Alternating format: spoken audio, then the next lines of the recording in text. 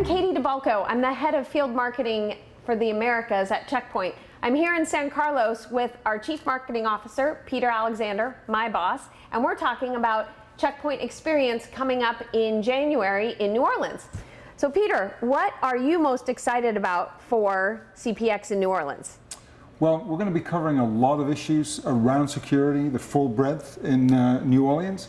In particular, I think it's going to be interesting where we talk about technology integration for IoT.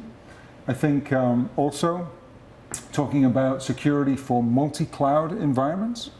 And then there's an interesting track on security automation and orchestration, which are very topical right now. So there's going to be a lot more issues and topics beyond that, but overall I think those are some of the highlights. Peter, I know you're a foodie, so is there anything you're excited to eat in New Orleans? Yeah, definitely some Cajun food, maybe a bit of Emeril Lagasse, we'll see. Good. Well, we'll see you there.